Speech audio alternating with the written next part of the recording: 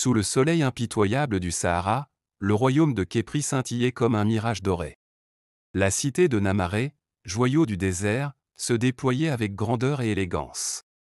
Les palais en adobe, construits avec une maîtrise artistique, se dressaient comme des pyramides de sable, leurs murs ornés de fresques colorées qui capturaient la lumière du soleil en un éclat éblouissant.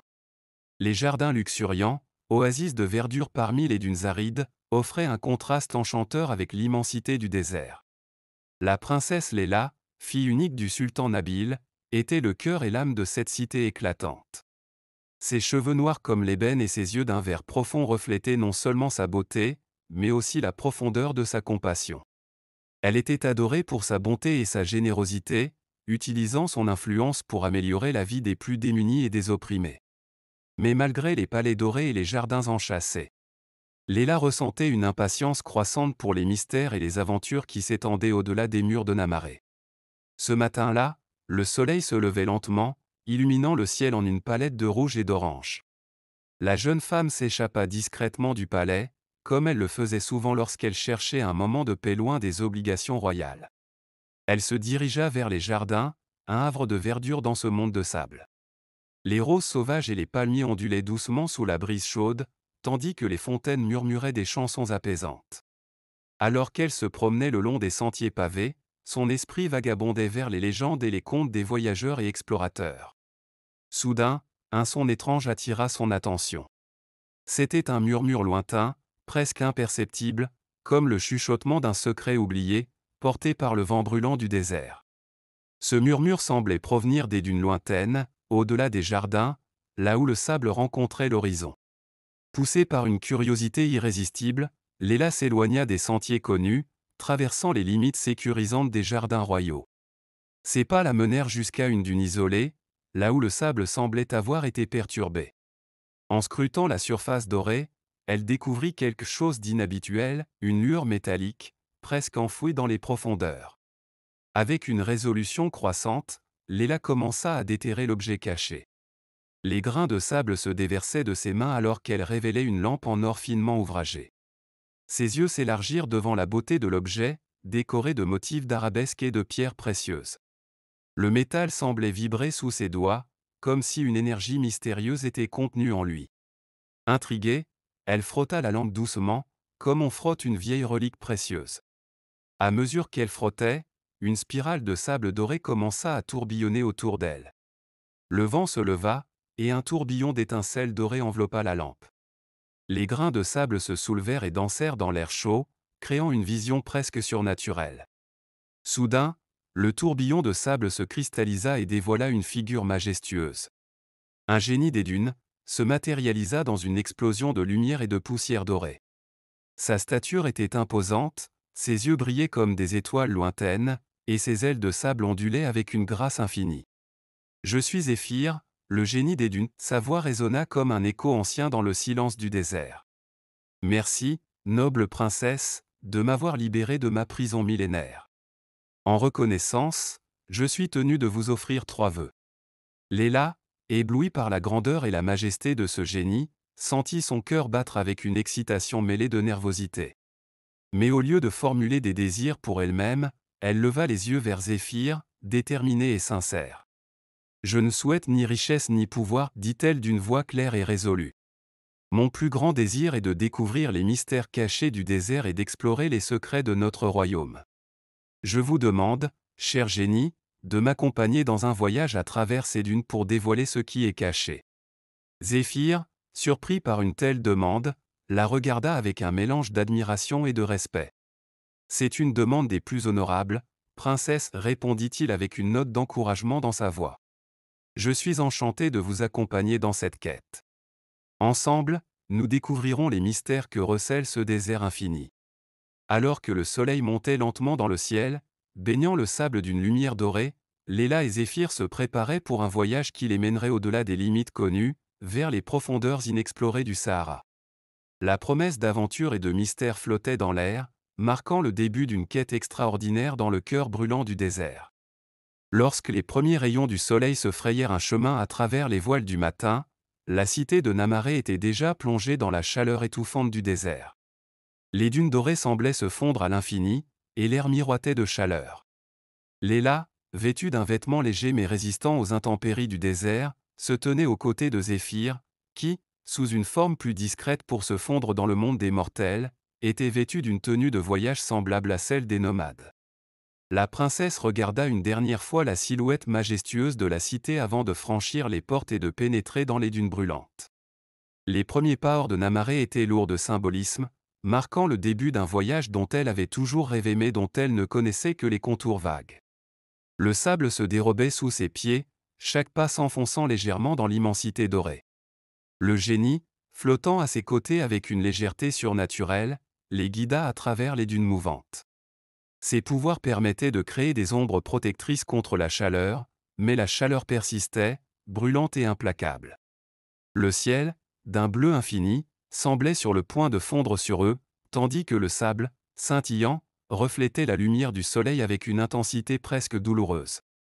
Au bout de quelques heures de marche, Léla sentit la chaleur accablante se faire plus pesante, le sable sous ses pieds se transformant en une mer de grains chauds. Une tempête de sable se leva soudainement, poussée par des vents furieux qui semblaient vouloir les engloutir. Zéphyr se déploya en une tornade de lumière pour les protéger, créant un abri temporaire où ils purent trouver refuge. La tempête rugit autour d'eux, le sable fouettant le sol avec une force presque surnaturelle, mais à l'intérieur de leur cocon de protection, ils étaient à l'abri, observant la danse destructrice du désert. Lorsque la tempête se calma, ils reprirent leur marche, la chaleur écrasante leur pesant toujours sur les épaules. Mais le désert avait aussi ses moments de beauté silencieuse, les oasis cachées qui surgissaient comme des mirages, les formations rocheuses sculptées par le vent, et les crépuscules dorés qui semblaient transformer le sable en un océan de feu. Au crépuscule, alors que les ombres s'allongeaient et que les températures devenaient plus supportables, ils aperçurent un campement de nomades au loin. Le camp était constitué de tentes en toile et de feux crépitants, et une lueur chaleureuse s'en échappait. Léla et Zéphyr s'approchèrent avec prudence, et le chef du groupe, un homme âgé au visage marqué par les années et la sagesse, les accueillit avec un sourire amical. « Je suis Malik, dit le vieil homme d'une voix douce mais assurée. Vous êtes les bienvenus dans notre campement. Il est rare de voir des voyageurs dans ces régions désertiques, surtout à cette époque de l'année. » Léla, reconnaissante pour l'accueil, accepta l'invitation de Malik. Elle et Zéphyr furent conduits vers les tentes, où le parfum des mets épicés et le crépitement des feux leur offrirent une pause bienvenue après leur périple éprouvant. Autour du feu, Malik raconta des histoires fascinantes sur les mystères du désert. Ses yeux brillaient d'une lueur émeraude alors qu'il parlait de trésors perdus enfouis sous les dunes, de cités anciennes et d'artefacts magiques cachés depuis des siècles. Les légendes de Malik étaient empreintes de mystère et de magie, et chaque récit nourrissait la curiosité de Léla et Zéphyr. Les dunes cachent plus que des secrets, expliqua Malik en regardant le feu. Elles dissimulent aussi les vestiges d'une civilisation ancienne, des artefacts capables de façonner le destin des royaumes. Mais ces trésors sont souvent protégés par des épreuves, des esprits et des enchantements. Léla écoutait avec une concentration avide. Chaque mot du vieillard semblait résonner avec la promesse de découverte et d'aventure. Ses yeux se tournaient vers Zéphyr, qui, bien qu'immuable dans son apparence humaine, brillait d'une lueur d'enthousiasme. Le repas partagé et les histoires échangées sous les étoiles devinrent une source d'inspiration pour Léla. La nuit tombait doucement, le ciel s'illuminant de milliers d'étoiles, et le désert semblait murmurer des secrets dans le vent nocturne. Léla se sentit à la fois humble et exaltée par l'immensité du voyage qui l'attendait. Le lendemain matin, renforcés par le repos et les récits de Malik, Léla et Zéphyr se préparèrent à poursuivre leur périple à travers le désert. Les premières étapes de leur aventure avaient été éprouvantes, mais elles avaient aussi révélé la beauté et la profondeur mystérieuse du Sahara. Le voyage promettait d'être bien plus que ce qu'ils avaient imaginé, et chaque dune recelait la promesse d'un nouveau mystère à découvrir. Les aventuriers s'engagèrent sur un sentier sinueux à travers les dunes dorées du Sahara, le sable brûlant sous leurs pieds et le soleil impitoyable régnant sur leur voyage. Chaque jour apportait son lot de défis, chaque nuit, un ciel infini tapissé d'étoiles offrant un répit temporaire avant que le cycle infernal ne reprenne le lendemain. Dès le début de leur périple, Léla découvrit la rudesse de la vie dans le désert. Les températures diurnes frôlaient l'insupportable, et chaque goutte d'eau était précieuse. Zéphyr, tout en flottant à ses côtés avec une aisance surnaturelle, offrit un abri protecteur contre les rayons du soleil, mais la chaleur persistante se faisait sentir malgré tout. Les dunes semblaient se mouvoir comme des vagues d'un océan de sable, chaque crête semblant identique à la précédente. Une journée particulièrement chaude, alors qu'ils avançaient prudemment, Léla aperçut un mouvement rapide sur le sable devant eux. Un serpent à sonnette émergea, ses écailles brillantes presque invisibles contre le sable doré. Son sifflement menaçant résonna dans l'air sec. Sans perdre son calme, Léla fit appel à sa bravoure et à ses réflexes aiguisés. Elle s'immobilisa, observant le serpent, et en utilisant une longue branche qu'elle avait ramassée, elle parvint à éloigner le serpent de leur chemin. Le génie observa la scène avec une admiration silencieuse. Bien que le génie des dunes fût habitué aux périls du monde magique, il était impressionné par la manière dont Léla affrontait les dangers du monde réel avec une telle grâce et une telle audace. « Vous êtes plus courageuse que je ne l'imaginais, princesse, dit-il avec une note de respect dans sa voix. Mais le désert n'était pas clément. Les jours suivants, des mirages trompeurs commencèrent à leur jouer des tours. Ils virent des oasis brillantes au loin, qui se dissipaient dès qu'ils approchaient, laissant derrière elles un paysage encore plus sec et désolant. Ces illusions s'avéraient être des pièges mentaux, conçus pour épuiser les voyageurs et les égarer. Léla, cependant, se montra perspicace. Elle remarqua que les mirages suivaient un motif récurrent, ils apparaissaient toujours après les longues heures de marche, lorsque la fatigue commençait à affaiblir leur jugement. Avec cette compréhension, elle apprit à distinguer les illusions des réalités, ce qui leur permit de continuer leur voyage sans tomber dans les pièges du désert. Un autre jour, alors que la chaleur atteignait son paroxysme, une tempête de sable éclata sans avertissement. Le vent hurlait comme une bête en furie, et le sable tourbillonnait en une mer déchaînée qui menaçait de les engloutir. Zéphyr, utilisant toute la puissance de ses pouvoirs, forma un bouclier de sable compact pour les protéger, tandis que Léla, ancrée au sol par la volonté et la détermination, se battait contre la force de la tempête pour maintenir leur cap. Les épreuves physiques étaient un aspect du désert, mais les défis psychologiques étaient tout aussi redoutables. Léla se trouvait souvent en proie au doute, se demandant si elle était réellement prête pour ce voyage. Chaque difficulté surmontée, chaque épreuve affrontée, forgeait non seulement son courage mais aussi sa conviction dans ses propres capacités. Le génie, de son côté, vivait une expérience inédite.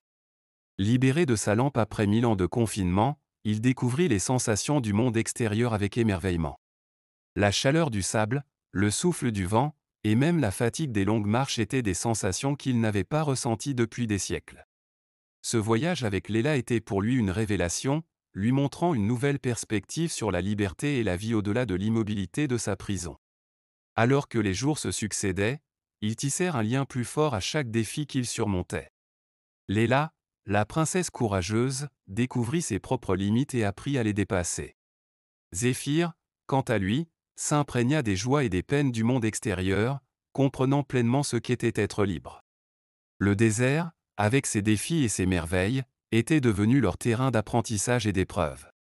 Chaque dune franchie, chaque obstacle surmonté, rapprochait les nouveaux amis de leur objectif commun, explorer les mystères du Sahara et révéler les secrets cachés sous ses couches dorées. Le voyage promettait encore de nombreux défis, mais avec chaque étape franchie, leur détermination se renforçait, tout comme leur amitié. Le soleil se levait à peine sur le désert du Sahara, projetant de longues ombres sur les dunes alors qu'ils poursuivaient leur périple. L'air frais du matin était une rare bénédiction dans ce paysage implacable, mais une nouvelle menace, invisible et sinistre, semblait se profiler à l'horizon. Depuis plusieurs jours, Léla ressentait une présence inquiétante, une sensation de malaise qui la suivait comme une ombre. Zéphyr, avec son intuition surnaturelle, ne tarda pas à confirmer ses craintes. « Nous ne sommes pas seuls, dit-il doucement, ses yeux brillants sont dans l'étendue de sable infini. » Léla se figea un instant, son cœur battant plus fort. « Qui sont-ils » ? Des bandits, répondit le génie avec gravité. Ils sont attirés par ma lampe. Leur convoitise est grande, et ils sont prêts à tout pour mettre la main dessus. Léla se souvint des récits de Malik, le sage nomade, qui avait évoqué les dangers des bandits du désert et des hommes sans scrupules, errant entre les dunes à la recherche de voyageurs à dépouiller. Leur cœur était aussi aride que le sable qui les entourait, et leur soif de richesse était insatiable. Léla et Zéphyr continuèrent à avancer, mais leur rythme ralentit. Chaque pas était désormais calculé, chaque regard scrutait l'horizon à la recherche de signes de danger. La tension était palpable, un fil qui les reliait à leurs poursuivants invisibles. La première embuscade survint au crépuscule. Alors qu'ils approchaient d'une petite oasis pour se reposer, ils furent accueillis par un silence inhabituel. L'eau semblait trop calme, les palmiers trop immobiles. Le génie, sentant le piège, murmura à Léla de rester sur ses gardes. Ils avancèrent prudemment, mais soudain, des hommes masqués surgirent des ombres. Les bandits, armés de poignards et de cimetères, encerclèrent les deux voyageurs, leurs regards avides fixés sur la lampe dorée que Zéphyr portait en sécurité sous son manteau. « Remettez-nous la lampe, et vous vivrez » siffla l'un des bandits, ses yeux étincelants de cupidité. Léla, bien que terrifiée, ne montra pas un instant de faiblesse. Avec une rapidité surprenante, elle attrapa une branche épaisse à ses pieds, se tenant prête à se défendre. Zéphyr, quant à lui, demeura calme, son regard perçant scrutant les assaillants. « Vous n'avez aucune idée du pouvoir que vous convoitez, » dit le génie, sa voix calme mais pleine d'autorité. « Cette lampe n'apportera que ruine à ceux qui tentent de la prendre par la force. » Les bandits hésitèrent un instant, mais leur chef, un homme à la peau tannée par le soleil et au regard cruel, éclata de rire. « Ce sont des paroles de faiblesse. Donne-nous la lampe, ou prépare-toi à mourir. » C'est alors que Zéphyr décida d'agir. Avec un mouvement fluide de sa main, il fit lever un mur de sable entre eux et les bandits, aveuglant leurs ennemis et créant une diversion. Léla, profitant de la confusion, esquiva l'un des bandits et frappa avec la branche, désarmant son agresseur. Mais les bandits n'étaient pas des novices. Habitués aux rudes conditions du désert, ils se ressaisirent rapidement et commencèrent à encercler de nouveau les aventuriers. C'est alors que Léla eut une idée audacieuse. « Zéphyr, souffle un vent d'ouest !» s'écria-t-elle. Sans hésitation, le génie invoqua une puissante bourrasque, envoyant un nuage de sable droit dans les yeux des bandits. Profitant de la confusion, les amis s'élancèrent hors de l'oasis, se frayant un chemin à travers le désert sous la protection de la tempête de sable que Zéphyr entretenait. Ils coururent jusqu'à ce que leurs jambes ne puissent plus les porter, jusqu'à ce que le rugissement du vent s'éteigne et que le silence du désert les enveloppe de nouveau. Essoufflée mais déterminée, Léla se tourna vers son compagnon de route. « Nous devons être plus prudents, dit-elle. Ces vauriens ne renonceront pas facilement. » Le génie acquiesça. Ils ont goûté à notre puissance, mais cela ne fera qu'attiser leur désir. Nous devrons utiliser non seulement nos pouvoirs mais aussi notre intelligence pour les déjouer. Les jours suivants furent marqués par une vigilance accrue. Léla et Zéphyr devaient éviter les pièges tendus par les bandits, qui les suivaient de près, cherchant la moindre faiblesse. Le duo fit preuve de ruse, se déplaçant la nuit, se cachant dans les crevasses des montagnes rocheuses et utilisant les pouvoirs du génie pour créer des diversions. Chaque embuscade échouée renforçait leur lien, leur confiance mutuelle, et leur volonté à poursuivre leur quête. Léla, en particulier, se révéla être une stratège ingénieuse, concevant des plans astucieux pour tromper les bandits et les égarer dans le désert. Zéphyr, impressionné par sa bravoure et sa créativité, la soutenait avec ses pouvoirs, transformant chaque piège tendu par les bandits en une nouvelle victoire pour leur duo. Pourtant, la menace des bandits planait toujours, une ombre qui suivait chaque pas de leur voyage. Cette tension ajoutait une nouvelle dimension à leur aventure, rendant chaque instant plus précieux, chaque victoire plus douce. Ils savaient que leur chemin était semé d'embûches, mais ensemble, ils étaient prêts à affronter toutes les épreuves que le désert leur réservait. Ainsi, sous l'œil vigilant de leurs ennemis, les compagnons poursuivaient leur voyage à travers le Sahara, déterminés à découvrir les mystères qui les attendaient et à protéger le pouvoir de la lampe coûte que coûte. Le soleil du Sahara se couchait, projetant des ombres longues et mystérieuses sur les dunes dorées, lorsque Léla et Zéphyr parvinrent enfin à l'endroit dont on leur avait parlé avec tant de crainte et de respect. Devant eux se dressait ce qui restait d'un palais ancien, un monument du passé, dont les dômes effondrés et les murs brisés émergeaient à peine des vagues de sable. Ce palais, autrefois grandiose, semblait maintenant figé dans un sommeil millénaire, presque entièrement englouti par les sables du désert. Les deux compagnons s'arrêtèrent un instant pour contempler cette vision impressionnante. Léla, son cœur battant d'excitation et de nervosité, se sentait à la fois attirée et effrayée par l'aura qui émanait de ce lieu. Zéphyr, de son côté, restait silencieux, ses yeux brillant d'une lumière étrange, comme s'il percevait quelque chose que Léla ne pouvait pas voir. « Voici donc le palais de Séphir », murmura le génie, ses paroles se perdant dans le vent. Il est dit que ce lieu renferme des trésors inestimables, mais aussi des secrets que le temps aurait dû oublier. Léla sentit une vague de détermination la traverser. Si ces secrets peuvent nous aider à protéger notre royaume et à comprendre les mystères du désert, alors nous devons les découvrir, malgré les dangers. Les habitants des villages voisins avaient été catégoriques dans leurs avertissements. Lorsqu'ils avaient mentionné leur intention de se rendre au palais, les villageois avaient tenté de les dissuader, racontant des histoires d'esprits malveillants qui rôdaient dans les couloirs sombres, de pièges mortels dissimulés sous le sable, et de voyageurs qui n'étaient jamais revenus. Mais ni Léla ni Zéphyr ne se laissaient intimider si facilement.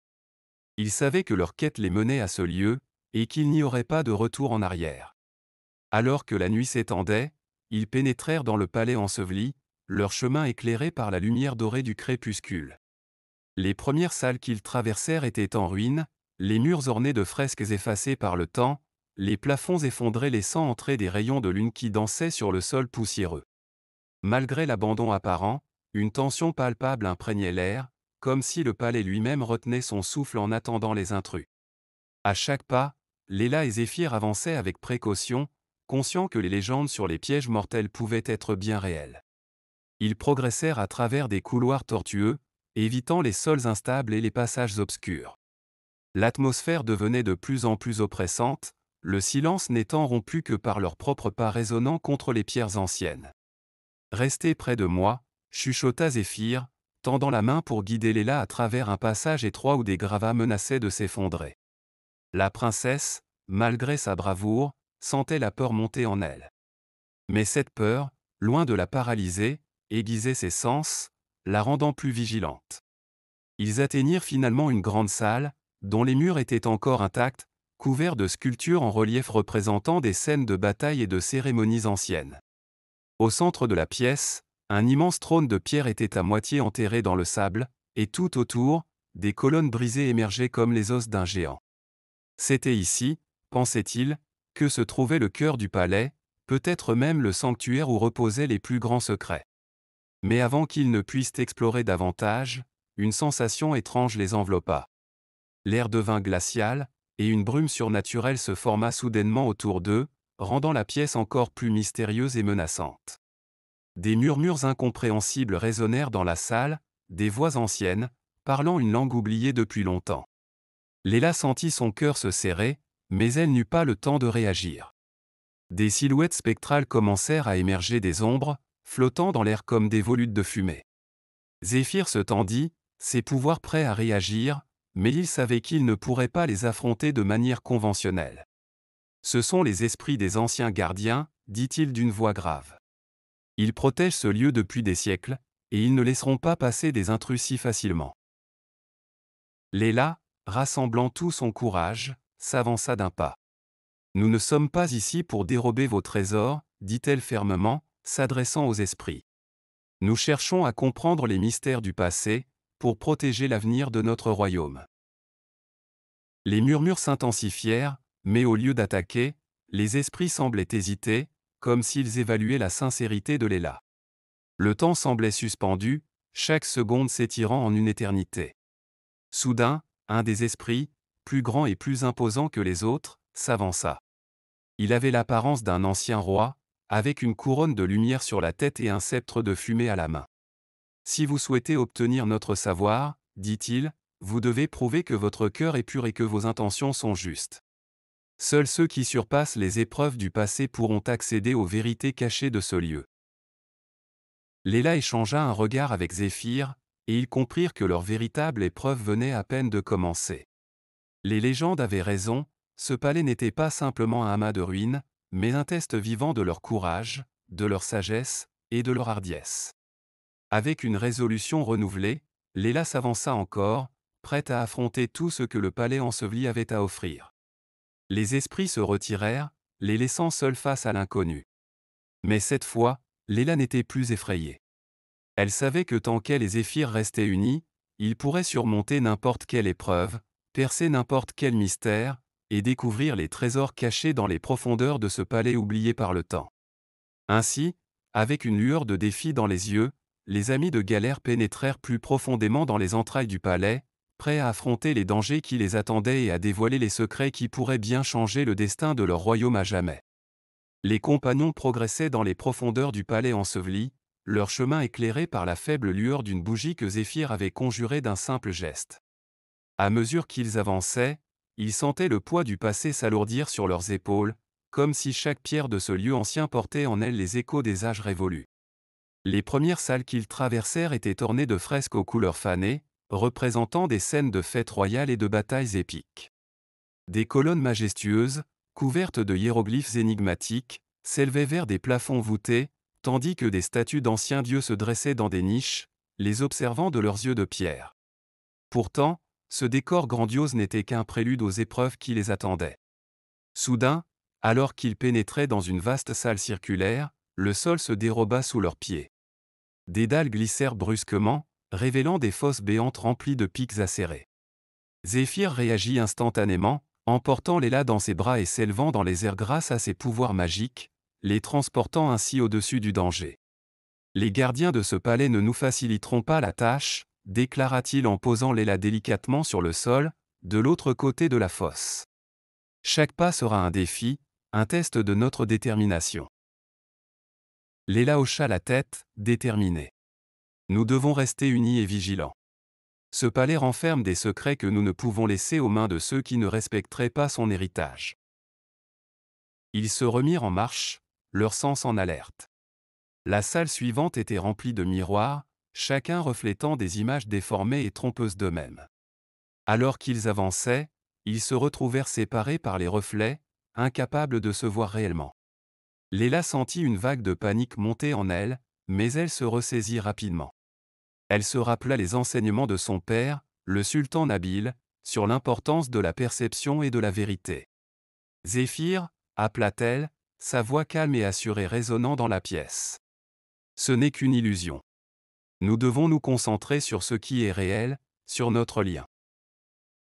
Le génie, de l'autre côté de la salle, ferma les yeux et se concentra, cherchant la présence rassurante de Léla au-delà des reflets trompeurs. Un éclat de lumière brilla autour de lui, dissipant les illusions, et les miroirs se brisèrent en mille morceaux, laissant apparaître une porte cachée, gravée de symboles anciens. « Bien joué », murmura Zéphyr avec un sourire, tandis qu'ils franchissaient ensemble le seuil de la porte. Mais le palais ne leur offrait aucun répit. À chaque salle, un nouveau défi se présentait.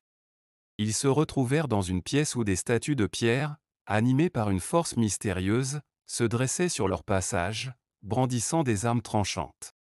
Les statues bougeaient en harmonie parfaite, formant une danse mortelle, bloquant leur chemin à chaque tentative d'avancer. Léla, le cœur battant, observa le mouvement des statues, cherchant un schéma, une faille. Puis elle comprit, la danse n'était pas aléatoire, elle suivait un rythme, une mélodie inaudible. C'est une danse rituelle, réalisa-t-elle à voix haute. Si nous pouvons suivre ce rythme, nous pourrons passer sans être touchés. Zéphyr acquiesça, et tous deux, en parfaite synchronisation, commencèrent à se mouvoir au même rythme que les statues. Leurs pas s'alignèrent sur la danse des gardiens, esquivant les lames et les coups. Peu à peu, ils traversèrent la salle, évitant chaque danger avec une précision incroyable, jusqu'à atteindre la sortie. Leurs épreuves les menèrent ensuite dans une salle remplie de trésors scintillants. Des montagnes de pièces d'or, de bijoux ornés de pierres précieuses, et des objets d'artisanat délicats entouraient un piédestal central sur lequel reposait un parchemin ancien. L'avarice aurait pu tenter n'importe quel autre voyageur, mais ni Léla ni Zéphyr ne se laissèrent distraire par ces richesses matérielles. Ils savaient que le véritable trésor était le savoir contenu dans ce parchemin. « Faisons attention », murmura Léla en s'approchant du piédestal. « Il pourrait s'agir d'un piège. » Le génie analysa les runes gravées autour du piédestal et confirma ses soupçons. Si nous touchons le parchemin sans désactiver la protection magique, ce palais pourrait s'effondrer sur nous. Avec une patience et une précision incroyables, Zéphyr commença à désamorcer les sorts qui entouraient le parchemin. Léla, elle, resta à ses côtés, prête à intervenir si un danger inattendu surgissait. Le temps sembla ralentir alors que chaque mot ancien, chaque symbole mystérieux était démantelé, jusqu'à ce que, enfin, la protection se dissipe dans un souffle léger. Le parchemin entre leurs mains, ils se sentirent envahis par un profond sentiment d'accomplissement. Ce document renfermait les secrets du palais, les histoires oubliées des anciens qui avaient autrefois régné ici, et peut-être même la clé pour comprendre la véritable nature du pouvoir qui imprégnait le désert. Mais au moment où ils se tournaient pour quitter la salle, une voix profonde et autoritaire résonna autour d'eux, les arrêtant net. Vous avez réussi à déjouer mes épreuves, mais le dernier test est le plus difficile. Une silhouette apparut dans l'ombre, se matérialisant sous la forme d'un ancien roi, vêtu de riches habits d'une époque révolue, portant une couronne d'or. Son regard perçant se posa sur eux, pesant le poids de leurs âmes. « Montrez-moi votre vrai courage, votre vraie sagesse, » dit le roi fantomatique. « Pour mériter les secrets que vous désirez, vous devez prouver que vous n'êtes pas ici pour vous approprier ce lieu, mais pour en respecter l'essence. » Léla s'avança, déterminé, ses yeux brillants de conviction. « Nous sommes ici pour apprendre, pour comprendre, et pour protéger. Nous n'avons aucune intention de détruire ou de voler. Ce que nous cherchons, c'est un savoir qui pourra aider notre royaume à prospérer en harmonie avec ses terres. » Zéphyr, à ses côtés, ajouta, « Nous respectons ce palais et ceux qui l'ont créé. Nous demandons la permission de partir avec ce savoir, pour en faire un usage juste et honorable. » Le roi fantomatique les observa longuement, puis un sourire bienveillant se dessina sur son visage spectral. « Vous avez réussi là où tant d'autres ont échoué. Prenez ce que vous avez appris ici et partez en paix. Mais souvenez-vous, la connaissance est un fardeau autant qu'elle est une bénédiction. Utilisez-la avec sagesse. » Et sur ces mots, la silhouette se dissipa, et la salle se remplit d'une lumière douce, comme si le palais lui-même les bénissait pour la suite de leur voyage. Avec un sentiment de réussite et un parchemin chargé de secrets, les amis quittèrent le palais, conscients que cette épreuve les avait changés, les rapprochant de leur objectif, tout en leur ouvrant les yeux sur les responsabilités qu'impliquait le pouvoir qu'ils venaient d'acquérir. Léla et Zéphyr avancèrent lentement dans le couloir sombre et étroit qui menait à la chambre secrète du palais. Leurs pas résonnaient contre les murs de pierre, et une étrange énergie semblait vibrer dans l'air, comme si le cœur même du désert battait en ces lieux. Après avoir surmonté d'innombrables épreuves, ils étaient enfin sur le point de découvrir le secret qui avait attiré tant de convoitises et de légendes. Le couloir déboucha sur une vaste salle circulaire, au centre de laquelle se dressait un autel en pierre, entouré de symboles lumineux gravés dans le sol. Des volutes de lumière dorée émanaient de l'autel, flottant dans l'air comme des filaments d'énergie pure. La pièce était d'une beauté saisissante, avec des murs ornés de fresques représentant les dunes du Sahara, les étoiles, et les esprits du désert dans toute leur gloire. Ces fresques semblaient s'animer, racontant des histoires de temps anciens, de prospérité et de paix. « C'est ici, » murmura Zéphyr, ses yeux brillants de fascination. « La source de la magie ancestrale. » Léla s'approcha de l'autel, sentant la puissance mystique qui en émanait. Sur la surface lisse de la pierre était gravé un ancien texte, dans une langue que seul Zéphyr pouvait comprendre.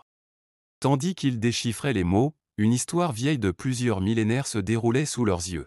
« Il est dit ici, » commença le génie, sa voix empreinte de gravité, « que le désert autrefois prospérait grâce à une harmonie parfaite entre les hommes et les esprits qui habitaient ces terres. Cette magie, qui façonnait le Sahara, était le fruit d'une alliance sacrée, un équilibre délicat entre le monde matériel et le monde spirituel. Mais cette harmonie a été brisée par l'avidité, les conflits, et la méfiance des hommes.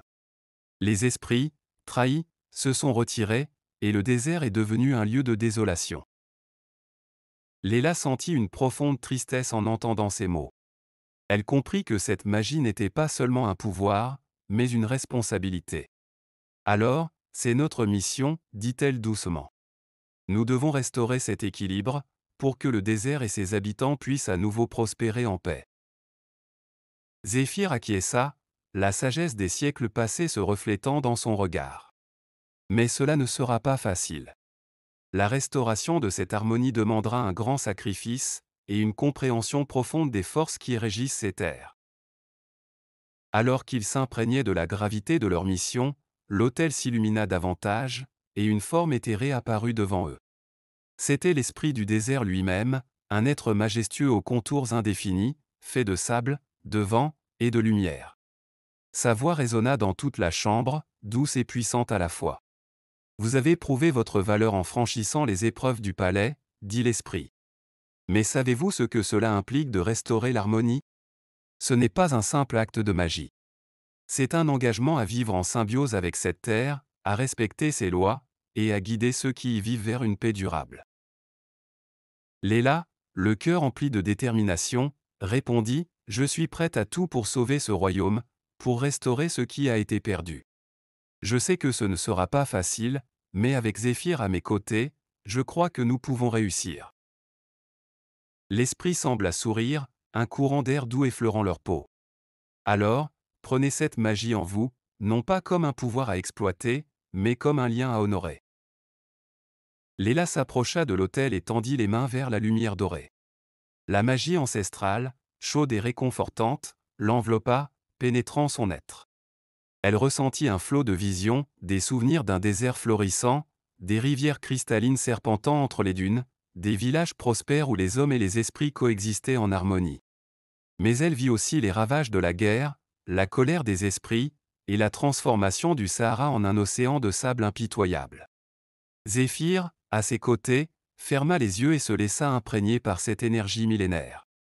Lui aussi ressentit le poids de l'histoire, les espoirs et les douleurs des esprits du désert, et il comprit l'importance de ce qu'il devait accomplir. Quand la lumière se dissipa, ils étaient changés. Léla sentait désormais la pulsation de la terre sous ses pieds, la respiration du vent, le murmure des sables. Zéphyr, quant à lui, sentait ses pouvoirs renouvelés, mais aussi profondément liés à cette terre qu'il avait autrefois survolée sans en comprendre la profondeur. Nous devons retourner auprès de Malik et des autres nomades, dit Léla avec une nouvelle résolution. Ce n'est qu'en unissant tous les habitants du désert, en rétablissant la confiance entre les hommes et les esprits, que nous pourrons accomplir notre mission. Zéphyr hocha la tête. La route sera longue et parsemée d'embûches, mais nous ne sommes plus les mêmes qu'au début de ce voyage. Nous avons les connaissances et la force nécessaires pour ramener l'harmonie dans ce royaume. En quittant la chambre secrète, ils savaient qu'ils portaient désormais en eux le destin du Sahara. Leur aventure n'était pas seulement une quête pour des trésors ou des secrets oubliés, mais un voyage pour restaurer une harmonie ancienne, pour rendre au désert sa gloire d'antan. Leur pas résonnait encore dans les couloirs du palais, mais cette fois, ils étaient guidés par une certitude nouvelle, celle que leur voyage venait de prendre un tournant décisif, les menant vers un avenir où la paix et la prospérité pourraient enfin refleurir sous le soleil implacable du Sahara. Ils émergèrent du palais enfoui, leurs cœurs alourdis par la connaissance qu'ils venaient d'acquérir, mais porteurs d'une nouvelle détermination. Le désert qui s'étendait devant eux, autrefois silencieux et immobile, semblait désormais vibrer avec une énergie subtile, comme s'il attendait leur prochain geste. Chaque grain de sable, chaque souffle de vent, semblait retenir son haleine, en attente de ce qui allait suivre. Sous le regard attentif de Zéphyr, Léla s'agenouilla au sommet d'une haute dune, levant la main dans un geste empreint de grâce et de puissance. Elle sentait en elle la magie ancestrale qui pulsait, la connexion qu'elle avait maintenant avec le désert tout entier. La source de cette magie n'était pas simplement une force à utiliser, mais une harmonie à rétablir, une promesse à tenir envers cette terre ancienne et ses habitants. « Nous sommes prêts » murmura-t-elle, ses mots emportés par le vent chaud du désert. Zéphyr, debout à ses côtés, leva également la main. Ensemble, ils commencèrent à libérer la magie accumulée dans la chambre secrète, la laissant s'infiltrer dans le sol, monter dans les cieux, et se répandre dans chaque recoin du Sahara. La lumière dorée qui avait baigné l'autel du palais se déploya à travers le désert, illuminant les dunes d'une lueur douce et réconfortante. Partout autour d'eux, le désert réagit. Les sables mouvants se calmèrent, les tempêtes de poussière s'apaisèrent, et les mirages disparurent pour révéler la vraie nature du Sahara. Là où autrefois il n'y avait que désolation, des oasis se mirent à jaillir, les plantes émergeant du sol comme si elles avaient simplement attendu ce moment. Les rivières oubliées réapparurent, serpentant entre les dunes, apportant vie et fraîcheur là où il n'y avait que sécheresse. Les nomades, qui avaient observé de loin, approchèrent, les yeux écarquillés par l'émerveillement. Malik, le sage chef des nomades, s'inclina profondément devant Léla et Zéphyr, reconnaissant en eux les porteurs de l'ancien savoir, ceux qui avaient ramené l'harmonie à leur terre. « Vous avez accompli l'impossible, » dit Malik, sa voix empreinte d'un profond respect. « Le désert renaît grâce à vous. » Léla, les yeux brillants d'émotion, se tourna vers Zéphyr. « Nous l'avons fait ensemble, » murmura-t-elle. « C'est ton pouvoir, ta sagesse, et notre amitié qui ont rendu cela possible. » Le génie sourit, une expression rare chez lui, ses yeux brillants d'une lueur nouvelle. « Et c'est ton cœur pur, ton courage, et ta foi en ce qui est juste qui ont guidé notre chemin. » Le lien qui les unissait était désormais indéfectible, forgé dans les épreuves qu'ils avaient traversées et renforcé par la magie qu'ils avaient libérée. Ils étaient plus que des compagnons de voyage, ils étaient liés par une amitié qui avait transcendé les barrières du temps et de l'espace. Tandis que le soleil se couchait sur l'horizon du Sahara, peignant le ciel de nuances d'or et de pourpre, le désert semblait s'apaiser, comme s'il avait trouvé enfin la paix après des siècles d'agitation. Les habitants de Namaré et des villages environnants commencèrent à sentir les effets de la transformation. Les récoltes prospérèrent, les puits se remplirent à nouveau, et les animaux sauvages revinrent, apportant avec eux la promesse d'un avenir radieux. Léla, debout au sommet de la dune avec Zéphyr à ses côtés, se laissa envahir par un sentiment de profonde satisfaction. Le voyage avait été long et parsemé de dangers, mais il en valait la peine. Non seulement le désert était sauvé, mais elle avait également trouvé un ami et un compagnon de route pour l'éternité. « Où allons-nous maintenant » demanda-t-elle, son regard tourné vers l'horizon infini. Zéphyr haussa légèrement les épaules, un sourire malicieux sur les lèvres. « Partout où le vent nous portera. Le monde est vaste, et il y a tant de mystères à découvrir, tant de gens à aider. » Léla sourit à son tour. « Alors allons-y. L'aventure ne fait que commencer. » Et ainsi, sous un ciel étoilé, la princesse du désert et le génie des dunes s'élancèrent vers de nouvelles contrées, laissant derrière eux un royaume transformé et un peuple empli d'espoir. Leur histoire ne faisait que commencer, mais ils savaient désormais que, tant qu'ils seraient ensemble, ils pourraient affronter tous les défis qui se présenteraient à eux. Le désert, témoin de leur exploit, les regarda s'éloigner, apaisé, mais toujours mystérieux, gardant en son sein d'autres secrets, d'autres merveilles pour ceux qui auraient le courage de les chercher.